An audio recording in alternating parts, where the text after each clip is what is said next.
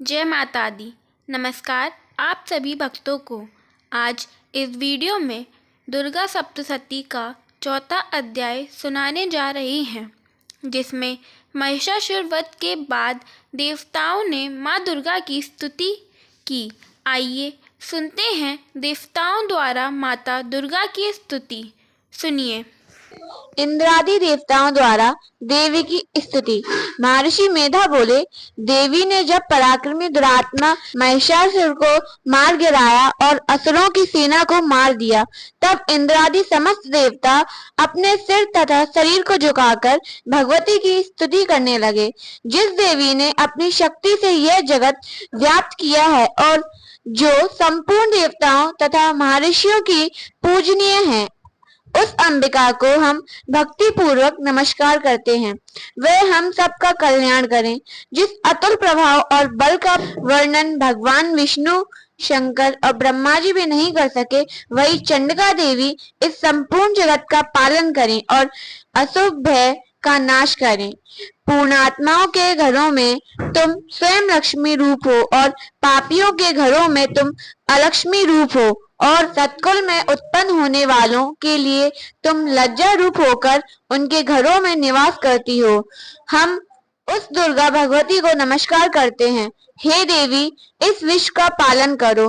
हे देवी, हम तुम्हारे अचिंतनीय रूप का किस प्रकार वर्णन करें। असुरों के नाश करने वाले भारी पराक्रम तथा समस्त देवताओं और दैत्यों के विश्व में जो तुम्हारे पवित्र चरित्र हैं, उनको हम किस प्रकार वर्णन करें। हे देवी, त्रिगुणात्मिका होने पर भी तुम संपूर्ण जगत की उत्पत्ति का कारण हो।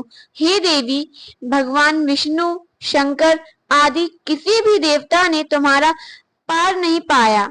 तुम सबकी आश्रय हो। यह संपूर्ण जगत तुम्हारा ही अंश रूप है, क्योंकि तुम सबकी आदिभूत प्रगति हो। हे देवी, तुम्हारे जिस नाम के उच्चारण से संपूर्ण यज्ञों में सब देवता तृप्ति लाभ करते हैं, वह स्वाहा तुम ही हो। इसके अतिरिक्त तुम पितरों की तृप्ति का कारण हो, इसलिए सब आपको स्वधा कहते हैं। हे देवी, वह विद्या जो मोक्ष की देने वाली है, जो अचित्य महाज्ञान स्वरूपा है, तत्वों के सार को वश में करने वाले, संपूर्ण दोषों को दूर करने वाले, मोक्ष की इच्छा वाले मुनिजन जिसका अभ्यास करते हैं, वह तुम ही हो। तुम वाणी रूप हो और दोष रहित ऋक् तथा यजुर्वेदों की एवं उद्गीत और सुंदर पदों के पाठ वाले सामवेद की आश्रय रूप हो। तुम भगवती हो। इस विश्व की उत्पत्ति एवं पालन के लिए तुम वार्ता के रूप में प्रकट हुई हो और तुम संपूर्ण संसार की पीड़ा हरने वाली हो। हे देवी, जिससे सारे शस्त्रों को जाना जाता है, वह मेधा शक्ति तुम ही हो और दुर्गम भव सागर से पार करने वाली नौका भी तुम ही हो। लक्ष्मी रूप से विष्णु भगवान के हृदय में निवास करने वाली और भगवान महादेव द्वारा सम्मानित गौरी देवी तुम ही हो। मंद मुस्कान वाले निर्मल पूर्ण चंद्र बिंब के समान और उत्तम सुवर्ण की मनोहर कांति से कमनीय तुम्हारे मुख को देखकर भी महिषासुर क्रोध में भर गया। यह बड़े आश्चर्य की बात है। और हे देवी, तुम्हारा यही मुख जब क्रोध से भर गया तो उदय काल के चंद्रमा की भांति लाल हो गया और तनी हुई बाहों के कारण विकराल रूप हो गया। उसे देखकर भी महिषासुर के शीघ्र प्राण नहीं निकल गए। यह बड़े आश्चर्य की बात है। आपके कुपित मुख के दर्शन करके भला कौन जीवित रह सकता है। हे देवी, तुम हमारे कल्याण के लिए प्रसन्न हो। आपके प्रसन्न होने से इस जगत का अभ्युदय होता है और जब आप क्रोध हो जाती हैं, तो कितने ही कुलों का सर्वनाश हो जाता है। यह हमने अभी अभी जाना है कि जब तुमने महिषासुर की बहुत बड़ी सेना को देखते देखते मार दिया है। हे देवी, अभ्युदय देने वाली तुम जिस पर प्रसन्न हो जाती हो, वही देश में सम्मानित होते हैं। उनके धन यश की वृद्धि होती है। उनका धर्म कभी शिथिल नहीं होता है और उनके यहाँ अधिक पुत्र पुत्रियां और नौकर होते हैं। हे देवी, तुम्हारी कृपा से ही धर्मात्मा पुरुष प्रतिदिन श्रद्धा पूर्वक यज्ञ करता है और धर्मानुकूल आचरण करता है और उसके प्रभाव से स्वर्ग लोक में जाता है, क्योंकि तुम तीनों लोकों में मनवांछित फल देने वाली हो। हे माँ दुर्गे, तुम स्मरण करने पर संपूर्ण जीवों के भय नष्ट कर देती हो और स्थिर चित्र वालों के द्वारा चिंतन करने पर उन्हें और अत्यंत मंगल देती हो। हे दारिद्र्य दुख नाशिनी देवी, तुम्हारे सिवा दूसरा कौन है? तुम्हारा चित्त सदा दूसरों के अपमान में लगा रहता है। हे देवी, तुम शत्रुओं को इसलिए मारती हो कि उनके मारने से दूसरों को सुख मिलता है।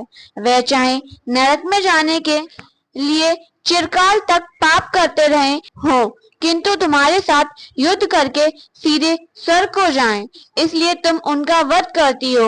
हे देवी, क्या तुम दृष्टिपात मात्र से समस्त असुरों को भस्म नहीं कर सकती? अवश्य कर सकती हो, किंतु तुम्हारा शत्रुओं को शस्त्रों के द्वारा मारना इसलिए है कि शस्त्रों के द्वारा मरकर वे स्वर्ग को जावे। इस तरह से हे देवी, उन शत्रुओं के प्रति भी तुम्हारा विचार उत्तम है।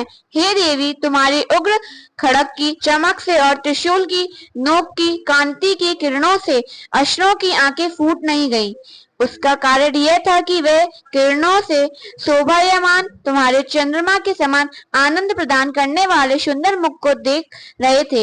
हे देवी, तुम्हारा शील बुरे वदानन को दूर करने वाला है और सबसे अधिक तुम्हारा रूप है, जो ना कभी चिंतन में आ सकता है और ना जिसकी दूसरों से कभी तुलना ही हो सकती है। तुम्हारा बल व पराक्रम शत्रुओं का नाश करने वाला है।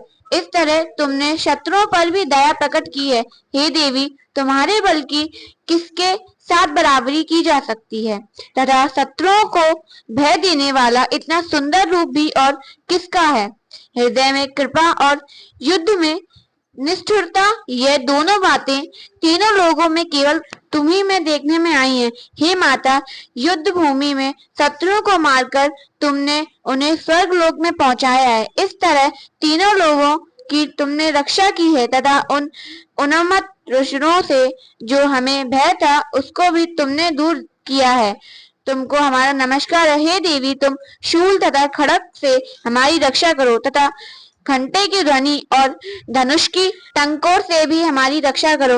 हे चंडिके, आप अपने शूल को घुमाकर पूर्ण पश्चिम, उत्तर तथा दक्षिण दिशा में हमारी रक्षा करो। तीनों लोकों में जो तुम्हारे सौम्य रूप हैं तथा घोर रूप हैं, उनसे हमारी रक्षा करो तथा इस पृथ्वी की रक्षा करो। हे अंबिके, आपके कर पल्लवों में जो खड़ग, शूल और गदा आदि शस्त्र शोभा पा रहे हैं, उनसे हमारी रक्षा करो। महर्षि बोले कि इस प्रकार जब सब देवताओं ने जगत माता भगवती की स्तुति की और नंदन वन के पुष्पों तथा गंध अनुलेपनों द्वारा उनका पूजन किया और फिर सबने मिलकर जब सुगंधित व दिव्य धूपों द्वारा उनको सुगंधि निवेदन की, तब देवी ने प्रसन्न होकर कहा, हे देवताओं, तुम सब मुझसे मनवांछित वर मांगो। देवता बोले, हे भगवती, तुमने हमारा सब कुछ कार्य कर दिया, अब हमारे लिए कुछ भी मांगना बाकी नहीं रहा, क्योंकि तुमने हमारे शत्रु महिषासुर को मार डाला है।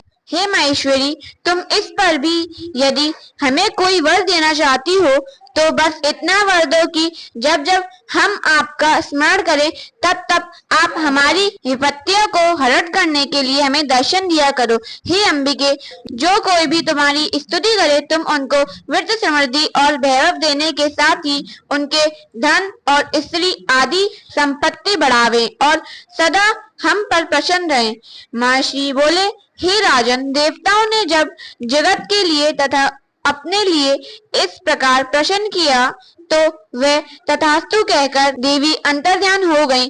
हे भूप, जिस प्रकार तीनों लोगों का हित चाहने वाली यह भगवती देवताओं के शरीर से उत्पन्न हुई थी, वह सारा वृतांत मैंने तुमसे कह दिया है और इसके पश्चात दुष्ट असुरों तथा शुंभ निशुंभ का वध करने और सब लोगों की रक्षा करने के लिए जिस प्रकार गौरी देवी के शरीर से उत्पन्न हुई थी, वह सारा वृतांत मैं यथावत वर्णन करता हूँ।